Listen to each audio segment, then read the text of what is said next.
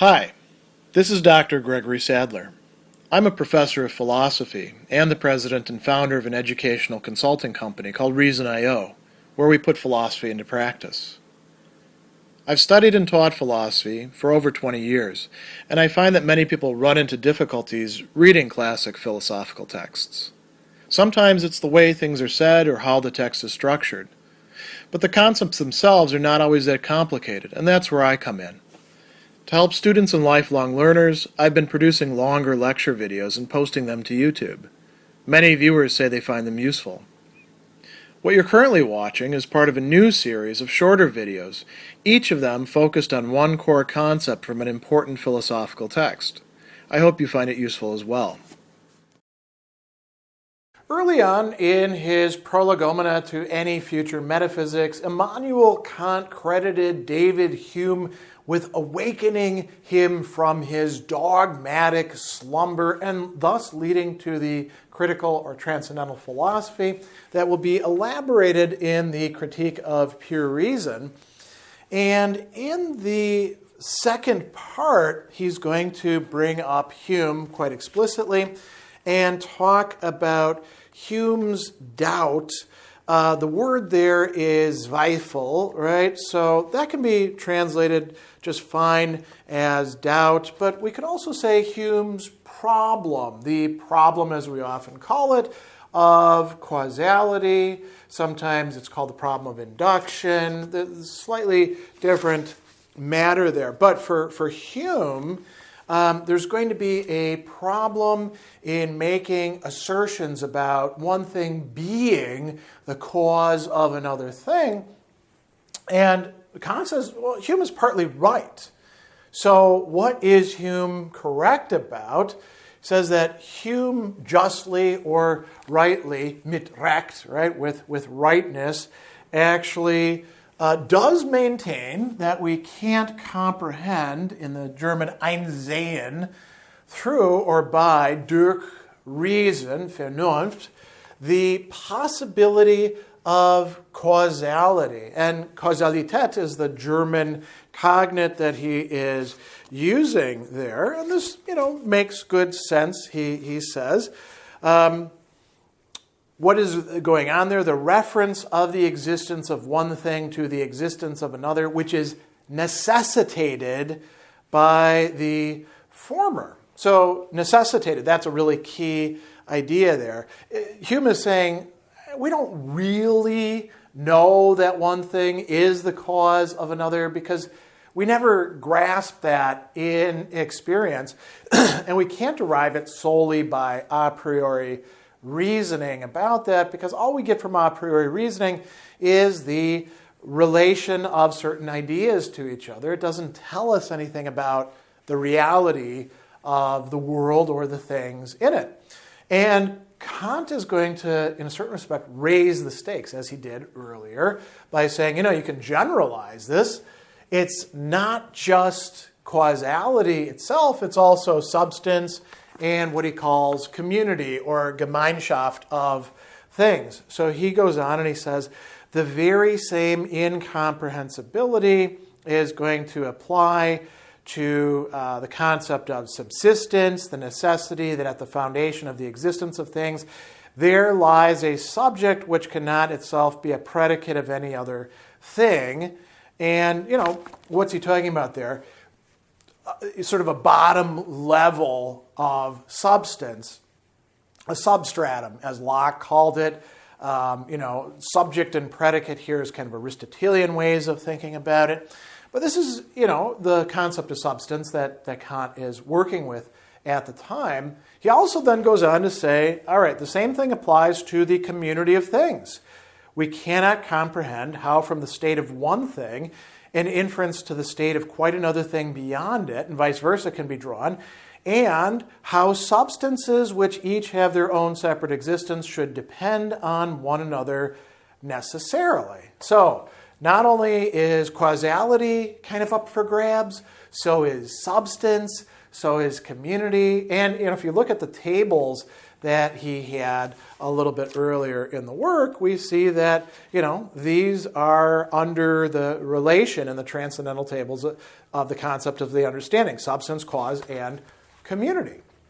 So that's where Kant says that Hume has got things right, but he says that where Hume is going wrong is in going too far. Hume is saying that these are not derived from any experience. Kant wants to say, okay, they're not derived merely from any experience that we have, and they're not illusions produced by habit, as Kant is going to turn causality into custom or habit. So what is Kant's solution to this? He says that I have shown, so this is earlier in the work, that they and the principles derived from them are established a priori before all experience. And how is he going to do this? This is where in section 28 he's going to run through each of these. He says, though I have no conception of such a connection of things in themselves, how they can either exist as substances or act as causes or stand in community with others as parts of a real whole, and I can just as little think of such properties and appearances as such, because those concepts contain nothing that lies in the appearances, but only what the understanding must think. Okay, so that's setting up the problem. He goes on and says, we have yet a concept, a begriff, of such a connection of representations in our understanding and in our judgments generally. So let's pause for a second there. What he's saying is that, okay, Hume has pointed something out that's quite correct. We're not getting these from experience. We can't just reason our way to them. And yet, we do, in fact, in the understanding, have substance, cause, and community. Where the hell are we getting them from? And the answer has already been given to us a bit earlier, but Kant is going to go back over this in order to address Hume's problems. So he says that we have a concept, or we might actually want to pluralize this, concepts of such connections of representation, Vorstellung, right? Things that are presented to us in the understanding. So he says that representations belong in one sort of judgment as subject in relation to predicates. They're substance. In another, as ground in relation to consequence, causality. In a third, as parts which constitute together a total possible cognition. Okay, so we've got, that's community, all three of these in our understanding. Further, we know a priori without considering the representation of an object as determined with regard to one or the other of these moments, we can have no valid cognition of the object. If we should occupy ourselves with the object in itself, which we're not going to do, there is not a single possible attribute by which I could know it's determined with regard to one or the other of these moments, right, belonging to substance, cause, or community, because I don't have any conception of the possibility of the connection of such a connection of existence, a connection of the existence of things in themselves. But, he says, the question isn't how things in themselves are determined. We're not talking about that. This is where Hume got things wrong.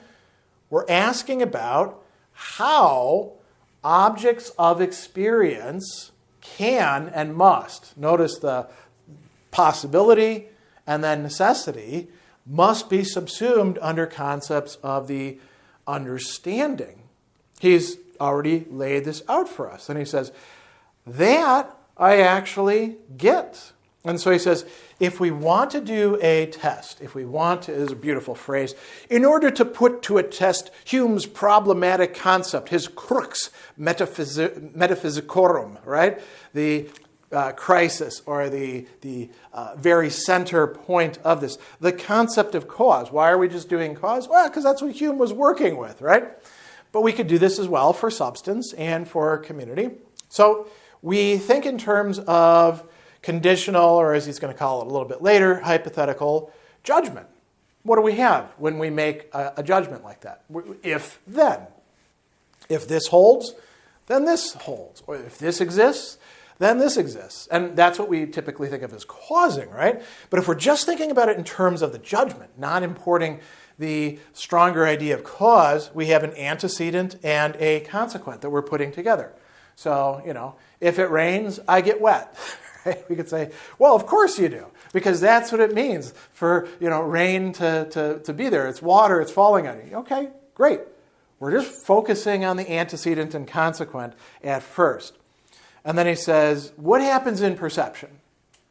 In perception of things, we meet with a rule of relation which runs thus.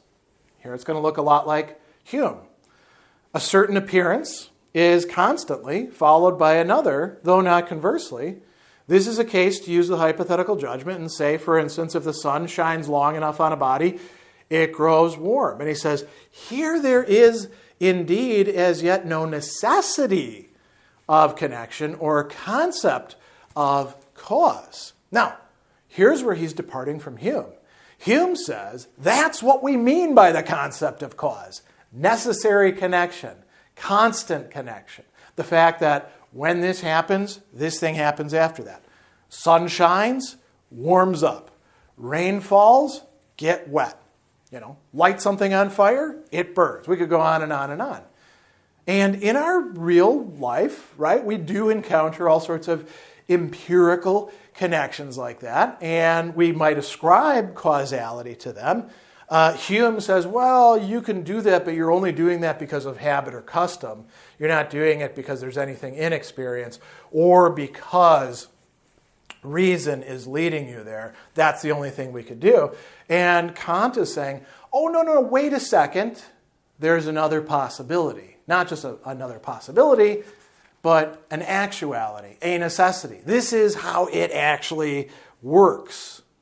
So he goes on and he says, such a proposition, if we go on to talk about this, which is merely a subjective connection of perceptions, if we're going to turn it into a judgment of experience, which he's already distinguished from judgments of perception earlier on, it must be regarded as necessarily and universally valid. Now, Hume could say, yeah, that's the problem, man. It's not necessarily and universally valid. You just think that it is. And Kant is saying, oh, no, it is. We just want to know whether it actually is that way, whether it holds for us. And he says, the empirical rule is now considered a law and is valid not merely of appearances, but valid of them for the purposes of a possible experience, which requires universal and therefore necessarily valid rules. And he says, I easily comprehend the concept of cause as a concept belonging necessarily to the mere form of experience. Cause is something that we are, you could say, importing, projecting, in order to have that kind of necessity in our experience. Experience being not just for us as individuals, but, like he says, consciousness in general. And he says, I do not at all comprehend the possibility of a thing in general as cause, inasmuch as the concept of cause denotes a condition not at all belonging to things, but to experience. So, cause, substance, community, all these things have to do with these universally and necessarily valid rules or laws, other principles coming from them, and they're involved in judgments of experience that we do in fact make. And he says, you can't go to the things in themselves. Those are the noumena that we'll talk about elsewhere. And he says that the complete solution of Hume's problem rescues for the pure concepts of the understanding their a priori origin. And now notice what he says, something he said a little bit earlier. For the universal laws of nature, right? So we do in fact have a physics, a natural science here. Their validity as laws of the understanding, but in such a way as to limit their use to experience. We cannot say anything about the causality of the things in themselves, but we sure can talk about cause and effect in the phenomenal world that we perceive and make judgments of experience about, judgments that are not just subjectively valid for me or you, but objectively valid judgments that apply to any consciousness whatsoever. right? So he's going to conclude with something really important here. He says, we have a completely reversed mode of connection which never occurred to Hume. This is how we resolve Hume's doubt. The universal laws of nature are not derived from experience. We don't experience a whole bunch of things and then generalize from them. Experience, as Erfahrung for Kant, as opposed to mere sense perception, is itself derived from the universal laws of nature, which we can discover, in this case, by scrutinizing the understanding, by looking at the kinds of judgments that we do, in fact, make. And according to Kant, this leads us out of Hume's problem or Hume's doubt. It resolves it from the Kantian perspective.